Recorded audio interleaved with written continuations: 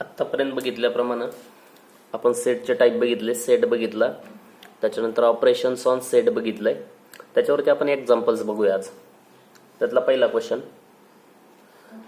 1, describe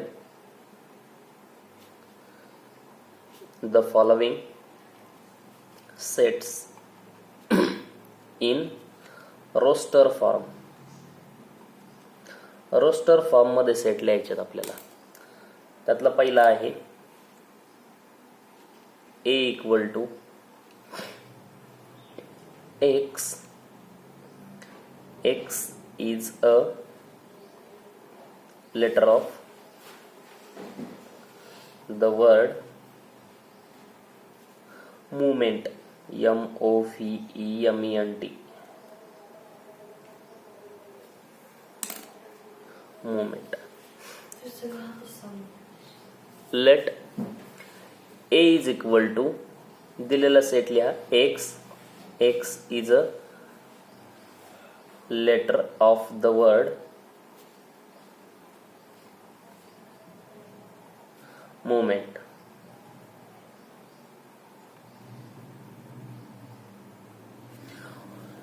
set काय सांगितलं आपल्याला?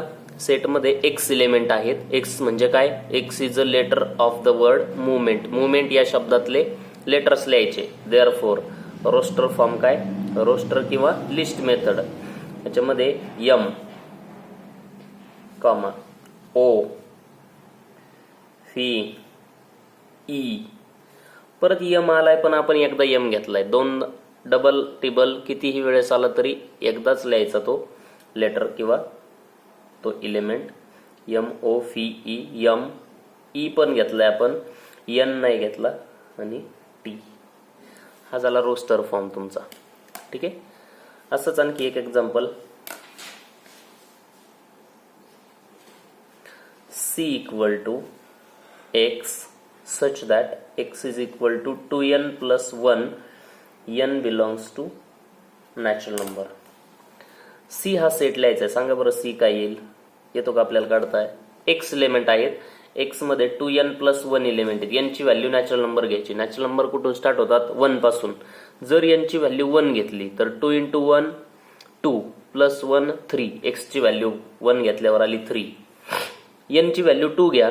2 2 चा 4, 4 plus 1 5. X ची व्हॅल्यू आली 5. n ची व्हॅल्यू 3 घ्या. 3 2 चा 6 plus 1 7. म्हणजे सगळे ऑड नंबर्स येतील हे. अशा पद्धतीनं. आणि इनफायनाइट सेट असेल हा. इथं continue n belongs to capital N सांगितलंय. स्टॉप करायचं नाही. ते इनफायनाइट नंबर्स असतील. ठीक आहे. आता हा झाला रोस्टर फॉर्म. नेक्स्ट असेल बिल्डर फॉर्म लिहा. सेट बिल्डर फॉर्म किंवा rule method. Describe the following sets in set builder form. Set builder form. Set builder form मध्ये लिहायचंय. त्यातला पहिला क्वेश्चन आहे. सेट दिलाय 0, म्हणजे एकच एलिमेंट आहे 0. हा 5 नाही हा, याच्यामध्ये एक एलिमेंट आहे. मोकळा सेट असेल तर 5, याच्यामध्ये एक एलिमेंट आहे. हा सिंगलटन सेट आहे. त्याला काहीतरी नाव द्या. Let A equal to 0. मग 0 असा नंबर आहे. मग तुम्ही 0 ची व्हॅल्यू तुम्ही सेट बिल्डर फॉर्मच्या माध्यमात कसं लिहू शकता? A इक्वल टू A मध्ये X एलिमेंट आहे आणि X belongs to whole number but X does not belongs to natural number. X हा होल नंबर आहे पण नॅचरल नंबर नाही. 0 हा एकमेव नंबर असा आहे. किंवा तुम्ही असंही लिहू शकता A equal to set builder form वेगवेगळे येऊ शकतात. X belongs to Z. Z म्हणजे इंटिजर आणि X हा 1 पेक्षा लहान आणि -1 पेक्षा मोठा असा इंटिजर. कोण आहे? -1 आणि +1 च्या मध्ये इंटिजर म्हणजे रिअल नंबर. रिअल लाईन वरती, नंबर लाईन वरती ठळक अक्षरात लिहिलेले नंबर. इकडे -1, इथं +1, मध्ये 0. -1 पेक्षा मोठा, +1 पेक्षा लहान कोण आहे? 0. असं लिहिलं तरी चालतं. हा झाला सेट बिल्डर फॉर्म. असे कितीही एक्झाम्पल्स आले तरी तुम्हाला लिहिता आले पाहिजेत ते. ठीक आहे. त्याच्यामध्ये काहीतरी एक ठराविक रिलेशन दिलेलं असतं, ते सगळे नीट ऑब्झर्व करायचं आणि मग ते लिहायचं. आता नेक्स्ट क्वेश्चन दिलेला आहे आपल्याला.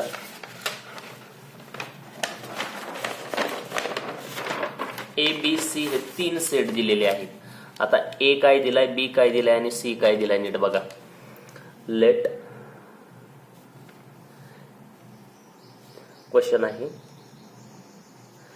If A equal to, A ची व्हॅल्यू दिली त्यांनी, काय दिलाय, A equal to X such that 6x² plus X minus 15 equal to 0. म्हणजे याचे रूट फाइंड करायचे, एक्सच्या 2 व्हॅल्यू फाइंड करायच्या. या क्वाड्रॅटिक इक्वेशनची व्हॅल्यू 0 येईल असे 2x. बी ची व्हॅल्यू दिलेली आहे x such that 2x² minus 5x minus 3 equal to 0. या क्वाड्रॅटिकची व्हॅल्यू, क्वाड्रॅटिक इक्वेशनची 0 आली पाहिजे, त्याचे रूट फाइंड करायचे. आणि सी सेट दिलाय, त्याच्यामध्ये x एलिमेंट आहेत, such that 2x² minus x minus 3 equal to 0. आता हे पहिल्या ए साठी आपण 6x² plus x minus 15, 6x² minus plus x minus 15 equal to 0 हे इक्वेशन सॉल्व करू आणि x च्या व्हॅल्यू फाइंड करू. हे क्वाड्रॅटिक इक्वेशन आपल्याला सॉल्व करायचं आहे. 6x² plus x minus 15 equal to 0. या 2 नंबरचं मल्टिप्लिकेशन, म्हणजे त्या 2 नंबरचं मल्टिप्लिकेशन पाहिजे. 6 गुणिले वजा 15 किती,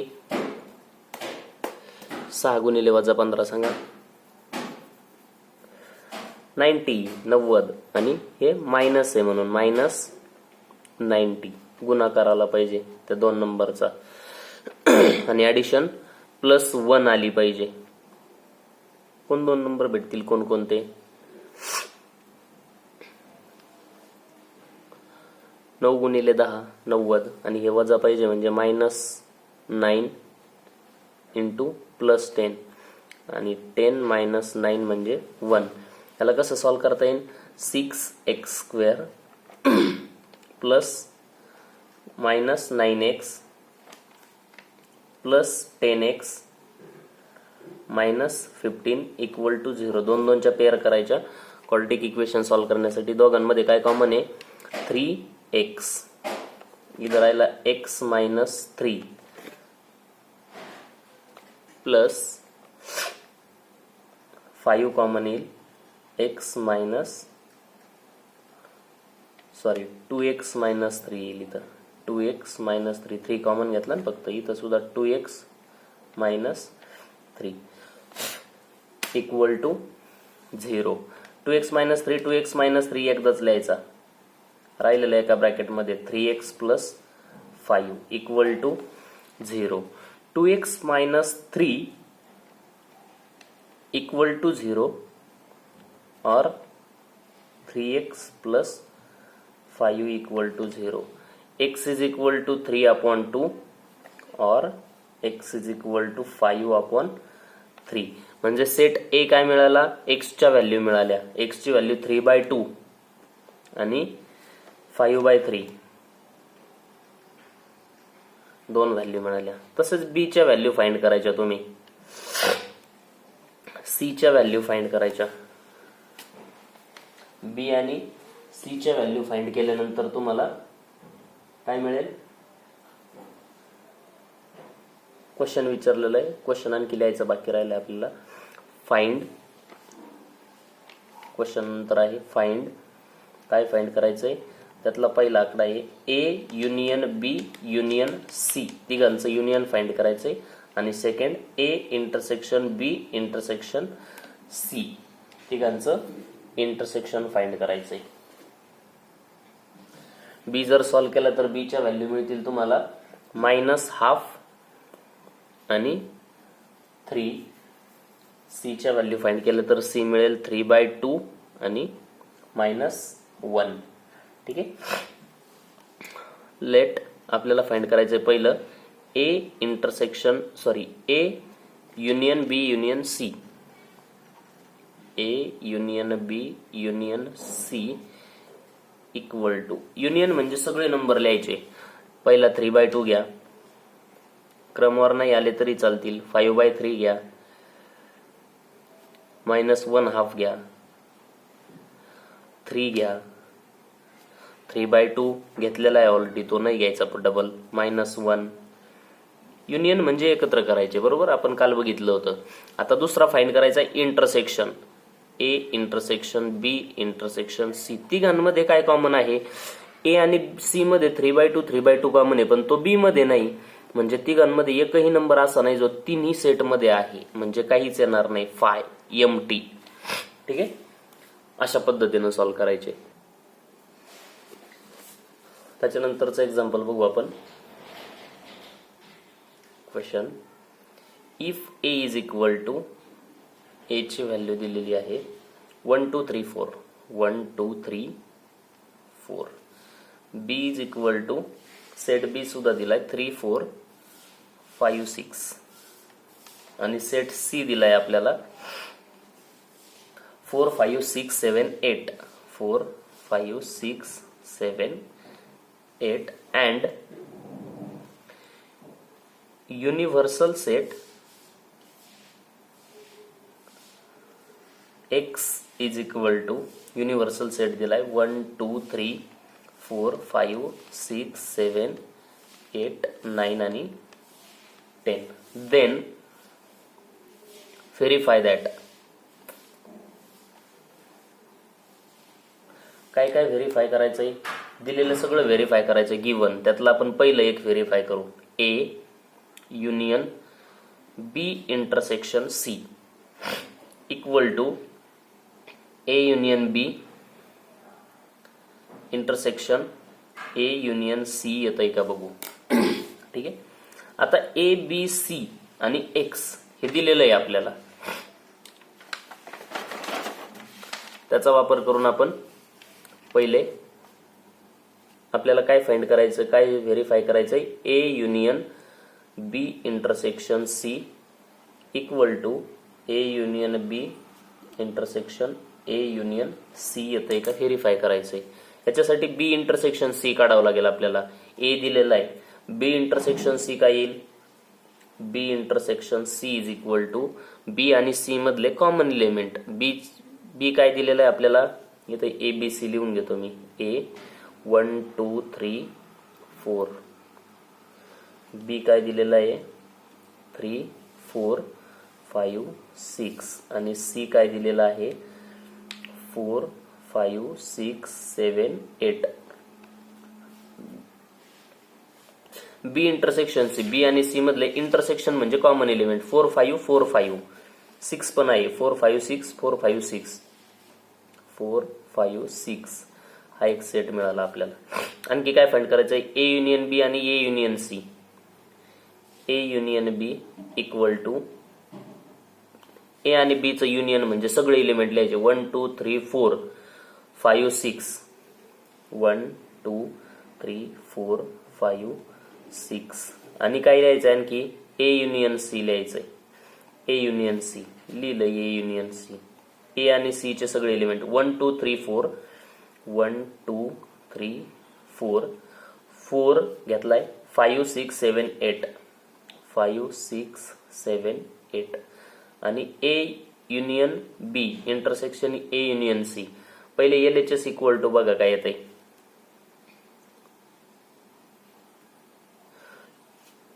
LHS व्हेरीफाय करायचंय ना. A union B intersection C equal to B intersection C आपण फाइंड केलाय. ए सोबत त्याचं युनियन घ्यायचं. ए आणि बी इंटरसेक्शन सी हा ए सेट आणि हा बी इंटरसेक्शन सी सेट. युनियन घ्या त्याचं 1 2 3 4 आणि 4 5 6 एकत्र करा. 1 2 3 4, 1 2 3 4 आणि 4 5 6. 4 घेतला, 5 6 राहिला. घेतलं, LHS आली. इक्वेशन नंबर 1 द्या. RHS फाइंड करा. RHS equal to A union B intersection A union C. A union B आणि ए युनियन सीचं इंटरसेक्शन म्हणजे कॉमन एलिमेंट तुमच्या समोर आहे. 1 दोघांमध्ये आहे 2 आहे 3 आहे 4 आहे 5 आहे आणि 6 आहे. इक्वेशन नंबर 2 झालं. LHS इक्वल टू RHS आलंय का बघा. LHS equal to RHS verify होत असेल तर व्हेरीफाईड लिहायचं. आता कॉम्प्लिमेंटचं बघू आपण. हे झालं युनियन इंटरसेक्शनचं. आणखी सेकंड एक फाइंड करायचं आपल्याला, व्हेरीफाय करायचं. काय? ए युनियन बी चा कॉम्प्लिमेंट. ए युनियन बी ब्रॅकेटचा कॉम्प्लिमेंट म्हणजे डॅश म्हणजेच काय? A complement intersection B complement. आधी आपल्याला काय फाइंड करायचं? ए कॉम्प्लिमेंट फाइंड करा, नंतर बी कॉम्प्लिमेंट फाइंड करा. ए कॉम्प्लिमेंट म्हणजे असे इलेमेंट जे ए मध्ये नाहीत पण यू मध्ये आहेत किंवा युनिव्हर्सल सेट मध्ये आहेत. युनिव्हर्सल सेट काय? एक्स. हा ए आहे, हा एक्स इथं लिहितो मी. 1 2 3 4 5 6 7 8 9 आणि 10 जो दिलेला आहे आपल्याला आधी क्वेश्चन मध्ये. ए चे सगळे एलिमेंट सोडून द्यायचे, बाकीचे एक्स मधले एलिमेंट लिहायचे. तो झाला ए कॉम्प्लिमेंट. 1 2 3 4 लिहायचे नाहीत. 1 2 3 4 सोडून बाकीचे काय काय? 5 6 7 8 9 आणि 10 ए कॉम्प्लिमेंट झाला. बी कॉम्प्लिमेंट काय? बी चे सोडून द्यायचे, बाकीचे सगळे एलिमेंट लिहायचे. बी कॉम्प्लिमेंट 3 4 5 6 सोडून द्यायचे. 3 4 5 6 1 2 बाकीचे सगळे लिहायचे. 7 8 9 आणि 10. आणखी काय फाइंड करायचं आपल्याला? ए युनियन बी. ए युनियन बी. ए आणि बी चं युनियन एकत्र करा. ए आणि बी. 1 2 3 4 5 आणि 6 डबल आला तरी एकदाच लिहायचा. याचा LHS मध्ये काय लिहायचंय? Therefore LHS equal to A union B चं कॉम्प्लिमेंट. मग ए युनियन बी चे एलिमेंट घ्यायचे नाही, बाकी सगळे एक्स मधले सगळे एलिमेंट घ्यायचे. एक्स मध्ये कोणकोणते येतं? 1 2 3 4 5 6 सोडून 7 8 9 10. 7 8 9 10 LHS झाली. इक्वेशन 1 द्या. RHS काय येईल? RHS equal to A complement आणि बी कॉम्प्लिमेंटचं इंटरसेक्शन म्हणजे एकत्र करायचे, कॉमन एलिमेंट लिहायचे. इथं ए कॉम्प्लिमेंट आणि बी कॉम्प्लिमेंट आहे. काय आहे? 5 6 7 8 9 10. 1 2 7 8 9 10 काय काय कॉमन? 7 8 9 10. 7 8 9 10 लिहा सेट मध्ये. 7 8 9 10. इक्वेशन नंबर 2 लिहा आणि इक्वेशन 1 2 सेम आहेत ना. LHS इक्वल टू RHS म्हणजे कॉम्प्लिमेंट सुद्धा तुम्हाला कळाला. कॉम्प्लिमेंट म्हणजे सेट मधले एलिमेंट न घेता तेवढे सोडून द्यायचे आणि युनिव्हर्सल सेट मधले राहिलेले सगळे एलिमेंट घ्यायचे. ठीक आहे, हे व्हेरीफाय करता आलं पाहिजे तुम्हाला.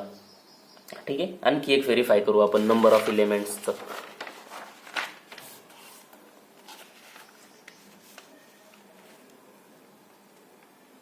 क्वेश्चन दिलेला आहे आपल्याला. Question: if A and B are subsets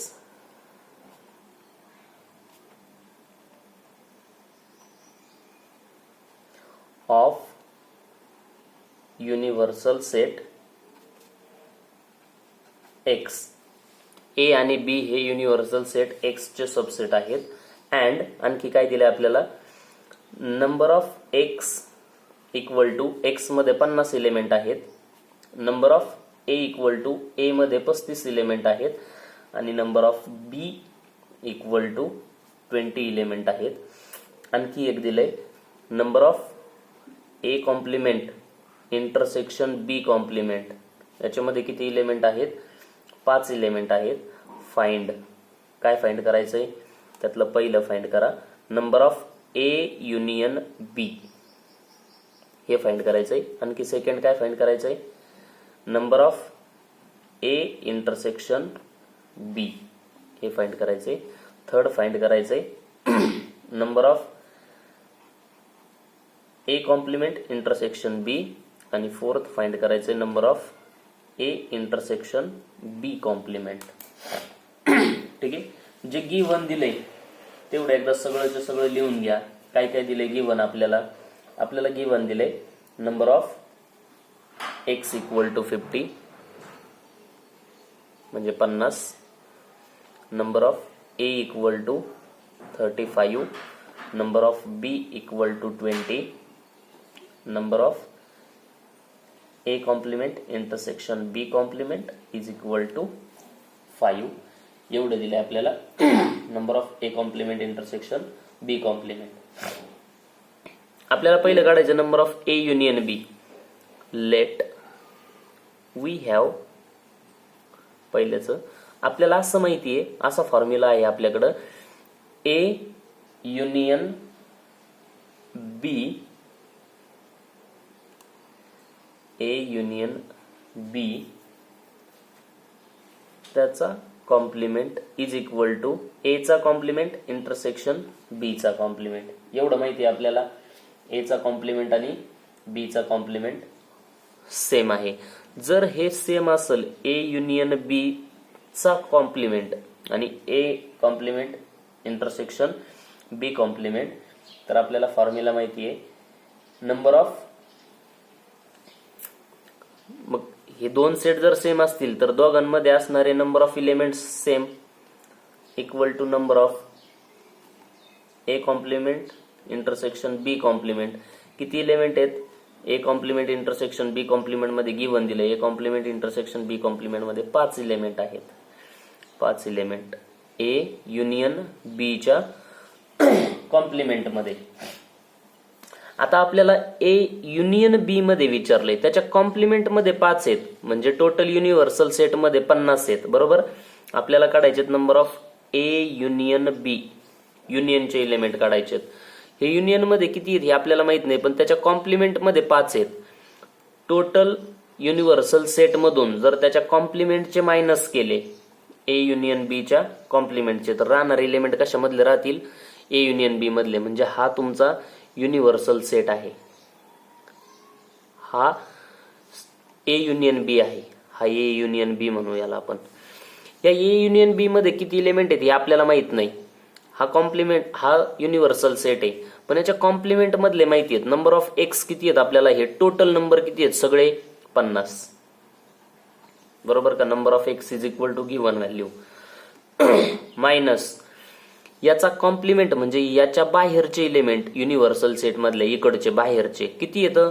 a हा बाहेरचा झाला a युनियन b चा कॉम्प्लिमेंट, याच्यामधले इलेमेंट सोडून बाहेरचे ते किती आले आपले? 5. 50 मधून हे बाकीचे 5 गेले, राहिलेले इलेमेंट याच्यामधले a युनियन b मधले किती? 45 elements. Number of a union b. Venn diagram काढायची, जर समजलं नाही तर वेन डायग्राम अगदी झटपट आन्सर येतो त्यानं. नंतर आपल्याला विचारले number of a intersection b. Second we have formula आहे आपल्याकडं number of a intersection b equal to, formula त्याचा नाही आपल्याकडं, number of a union b चा फॉर्म्युला आहे. नोट मध्ये तुम्हाला लिहायला सांगितलं होतं मी. Number of a plus number of b minus number of a intersection b असा फॉर्म्युला आहे. काल आपण नंबर ऑफ याच्यामध्ये बघितला. या फॉर्म्युल्यामध्ये आपल्याला विचारले number of a intersection b, इथं number of a intersection b minus आहे, इकडे गेला प्लस झाला तो. Number of a intersection b equal to, हा number of a union b इकडे पाठवला, प्लसचा मायनस झाला. Number of a plus number of b minus number of a union b. Value put करा. नंबर ऑफ a किती दिलाय आपल्याला? 35 plus number of b दिलाय 20 आणि number of a union b आता आपण काढला. Number of a union b 45 minus 45. दोघांची ऍडिशन करा. 35 आणि 20 55 वजा 45 किती आला आन्सर? 10. हे number of a intersection b. a आणि b चं इंटरसेक्शन म्हणजे कॉमन एलिमेंट एवढे असतील. सेम तसंच a कॉम्प्लिमेंट इंटरसेक्शन b, त्याच्यासाठी फॉर्म्युला आहे a इंटरसेक्शन b कॉम्प्लिमेंट, त्याच्यासाठी सुद्धा फॉर्म्युला आहे. फॉर्म्युल्यामध्ये फक्त व्हॅल्यू टाकायच्या, लगेच तुम्हाला आन्सर मिळून जाईल. ठीक आहे. याच्यानंतर एक इम्पॉर्टंट क्वेश्चन पाहणार आहे आपण. जो बुकमध्ये 7 नंबरचा क्वेश्चन आहे थेरॉटिकल, तो लिहित नाही मी कारण तो खूप मोठा आहे. त्याच्यामध्ये दिलंय in a class of 200 students, एका क्लासमध्ये 200 विद्यार्थी आहेत. हु ॲपियर सर्टन एक्झामिनेशन, दिलेले ठराविक एक्झामसाठी ते ॲपियर आहेत, बसलेले आहेत. त्यातले 35 स्टुडंट्स फेल इन सीईटी. आपण मॅटर लिहू, 35 students fail in CET. CET मध्ये फेल झालेले आहेत. फेलचे किती फेल झाले ते दिलंय. 200 विद्यार्थ्यापैकी 40 जण फेल इन नीट एक्झाम. नीट मध्ये 40 फेल झालेत. आणखी 40 that means 40 in JEE. JEE मध्ये परत 40 फेल झालेत. आणखी काय दिले, 20 failed in CET and JEE. दोन्हीमध्ये पण फेल झालेत 20 विद्यार्थी. कशा कशामध्ये fail in CET and JEE.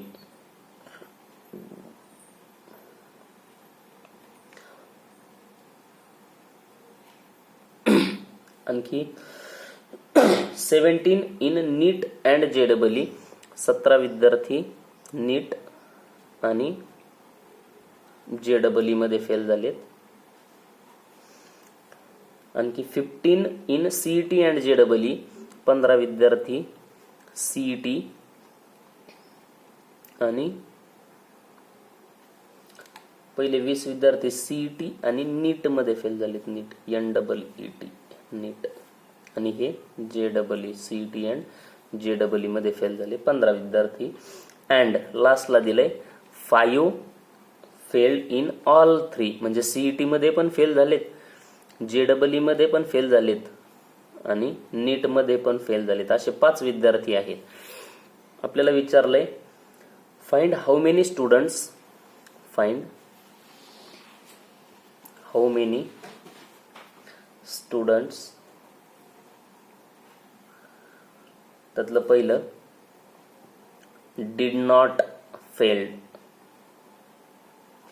In any exam, कोणत्याच एक्झाम मध्ये फेल न झालेले विद्यार्थी. आणि second find how many students failed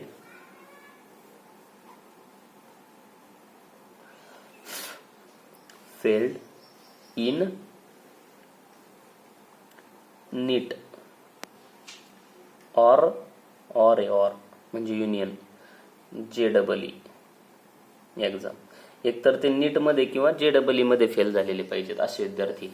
आता ज्यावेळेस असं थेरॉटिकल प्रॉब्लेम येतो आपल्याला, त्यावेळेस काय करायचं, व्हेन डायग्राम ड्रॉ करायची. व्हेन डायग्राम ड्रॉ करायला एकदम सिंपल असते.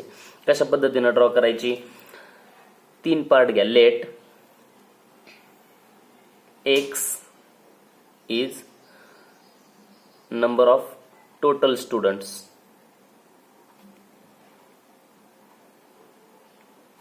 Therefore number of X is equal to सांगा किती येईल. सगळे स्टुडंट टोटल किती येतं, 200 स्टुडंट्स दिलेले आहेत त्यांनी. आणखी CET ला बसलेले विद्यार्थी, C माना त्याला, C equal to set of failed student in कशामध्ये CET मध्ये failed student. Number of C is equal to किती आहे, नंबर ऑफ CET मध्ये फेल झालेले 35.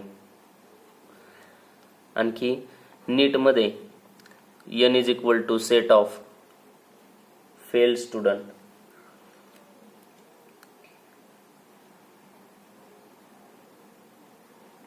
इन नीट.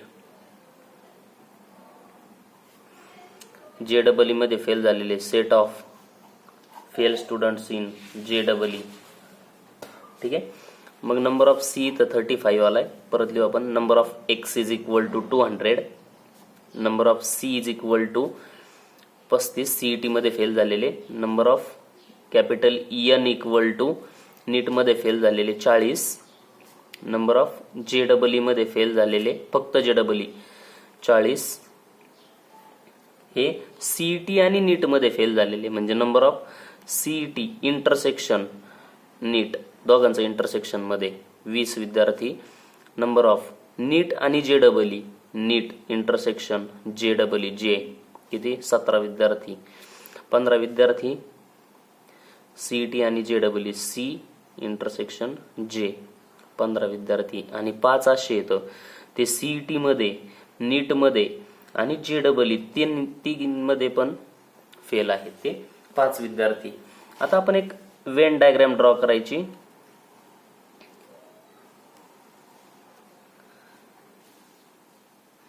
या वेन डायग्राम मध्ये एक सेट असेल तुमचा सीईटीचा, एक सेट असेल तुमचा नीटचा आणि एक सेट असेल तुमचा जेडबलईचा जे.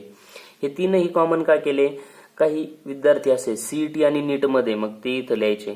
काही विद्यार्थी असे नीट आणि जेडबलई मध्ये, काही विद्यार्थी असे सीईटी आणि जेडबलई मध्ये फेल झालेले, आणि 5 विद्यार्थी असे ते तीनही एक्झाम मध्ये फेल झालेत. बरोबर.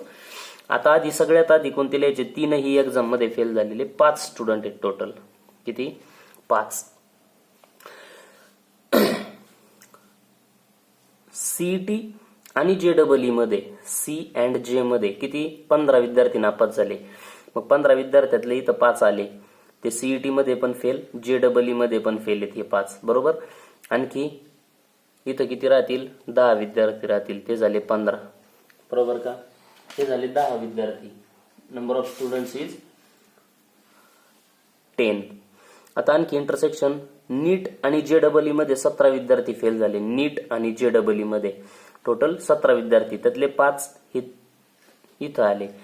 राहिले किती? 12. 12 आणि 5 17 झाले. हे 17 विद्यार्थी नीट मध्ये पण आले, इथून नीट इकडे, आणि जेडबलई मध्ये पण आले, इकडे जेडबलई. बरोबर.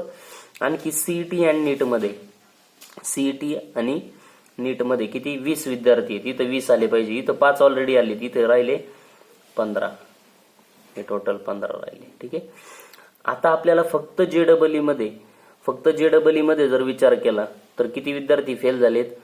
40 विद्यार्थी फेल झाले जेडबलई मध्ये. मग 40 विद्यार्थ्यापैकी 5 तर तिन्ही विषयात गेले, 10 सीईटी आणि जेडबलईला गेले, आणि 12 नीट आणि जेडबलईला आले. राहिले किती? प्युअर जेडबलई मध्ये फेल झालेले हे 12 आणि 10 22 आणि 5 27. राहिलेले इथं 40 मधले राहिलेले फेल झालेले किती आले ते? Number of students 13.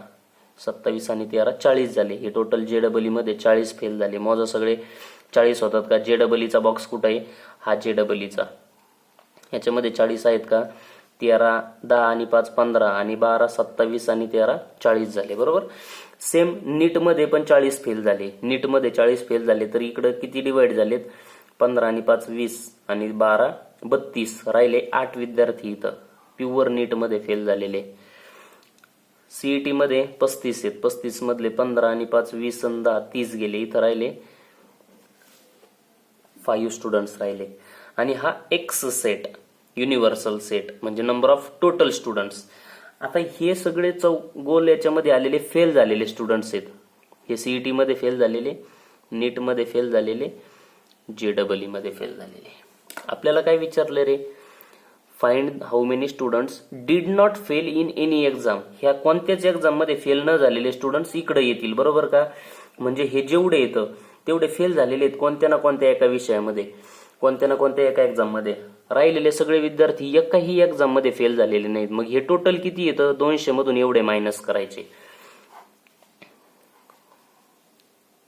Number of A union B याचे नाव वेगळे येतं. Number of C union N union J आणि त्याचा कॉम्प्लिमेंट, याच्या बाहेरचे कॉम्प्लिमेंट म्हणजे बाहेरचे, याच्यामधले न येता, equal to number of X minus number of C union N union J. याचं युनियन फक्त मायनस करायचं, एक्स मधून राहिलेले एलिमेंट एवढे राहतील. Equal to number of X 200 होते, त्याच्यामधून मायनस करा किती? हे सगळ्यांची ऍडिशन 5 अधिक 15 अधिक 8, 5 15 8 10 5 12 10 5 12 आणि हे 13. याची सगळ्याची ॲडिशन मायनस करायची, जे आन्सर येईल तेवढे विद्यार्थी एकाही एक्झाम मध्ये फेल झाले नाहीत.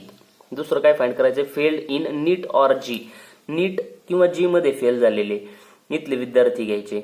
जे कॉमन आहेत ते नीट ऑर जी, एकतर नीट मध्ये किंवा एकतर JEE मध्ये. इंटरसेक्शन म्हणजे कॉमन आणि युनियन म्हणजे ऑर.